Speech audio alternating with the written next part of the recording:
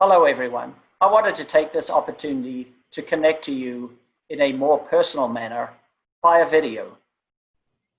We want to let you know that we are listening to your concerns. We are looking for opportunities to enhance our communications with you, and we want to hear from you about what your concerns may be. We are still very much in the planning phase for return to campus, but we must move forward with some urgency. Throughout this entire process, our priority has been the safety and health of our community, and that priority has not changed. As we've moved forward, we've involved some of the best minds at Penn State to assist us.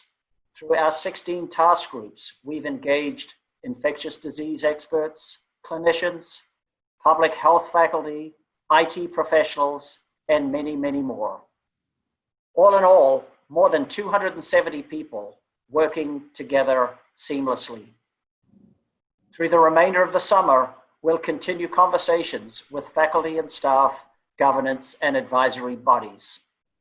Still, we know that you have concerns about the return to in-class instruction.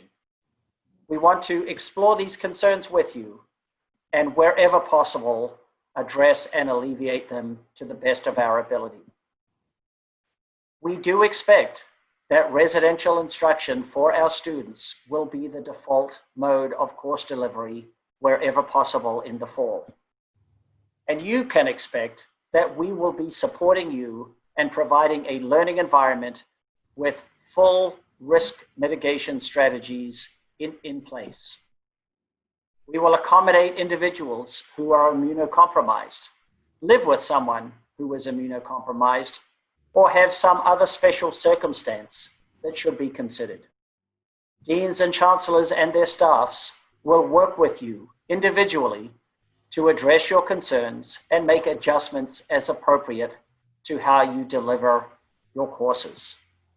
As I've said, the university's plans continue to evolve and will be driven by a large number of factors, some of which are outside of our control, such as the pace and path of the virus and the adherence to healthcare guidance by every member of our community. However, throughout, we will continue our partnership and our collaboration with you.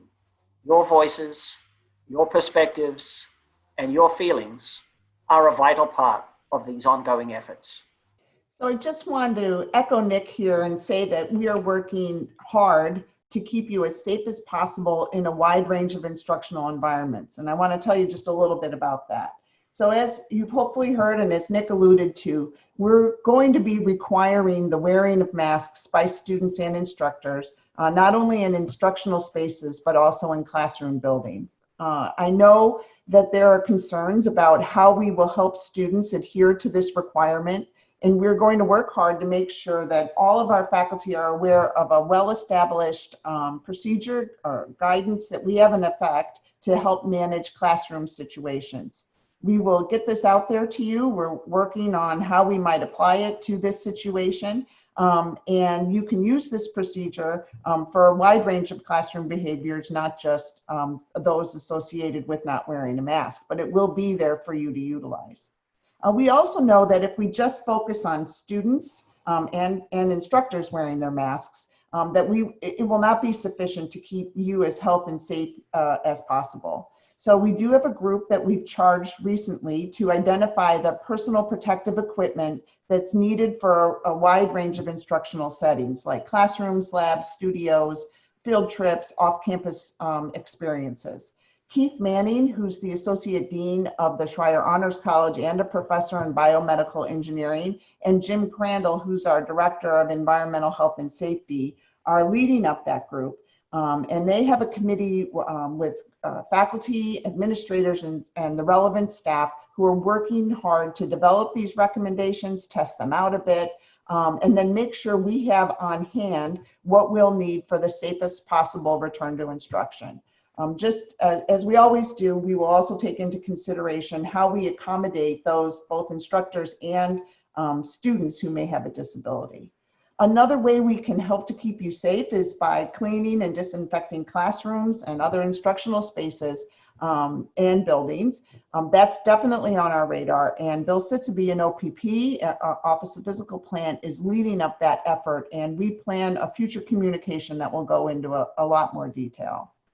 So, you know, as Nick said, there is some urgency here. My expectation is that you are all working with your academic unit leaders to think about what your teaching plans are for the fall and what you will need. If by some chance you haven't heard from your academic administrator yet, please do reach out to that person because we have a lot to do in order to get the schedule where it needs to be. We are reassessing classroom capacity based on the guidance we have to maintain physical distancing. We may be making other changes to course scheduling, maybe scheduling throughout the day to reduce density on campus. Students need to know what the changes are, what the mode of instruction will be, and advisors have to have that information so they can help students. So in order to make this happen in a timely way, we really are on a pretty aggressive time schedule to try to get this all into place. And then last, just to go back to something Nick said, we are both committed to getting you information. We may not have all the details available to you. Like, I can't tell you today what the PPE is going to be in the classrooms, but I can tell you that we're working on it really hard. And as the situation and the guidance evolves, so will our guidance. We'll do everything we can to keep you as up to date on the information that we have available to us. We do have a website we like to use. We created it for this purpose called keepteaching.psu.edu. I hope that you'll bookmark it, go there regularly. Now you will find a document there right now called Return to Instruction that provides a broad overview of our approach to instruction this fall. And if you haven't had the chance to read it yet, I do think it would be worth your time and would be useful for you to do that. I'd like to close briefly by just reiterating how much I, and in fact all of university leadership, deeply appreciate your commitment and efforts to Penn State. This was fully on display back in March when, on a dime, you all needed to shift your delivery from residential to remote in the space of a week to 10 days. It was pretty extraordinary to watch how nimble, flexible, and innovative you all were in pulling that off. Now, as we approach the fall, we need you again to be nimble, flexible, and innovative. That said, we know that you have many concerns and many thoughts that you would like to share with us about the way forward. And I want to tell you that we are committed to listening and continuing to engage with you as we advance to the fall semester. Thank you for all that you are doing. Thank you for your commitment to Penn State. And thank you, most of all, for your commitment to our 100,000 students.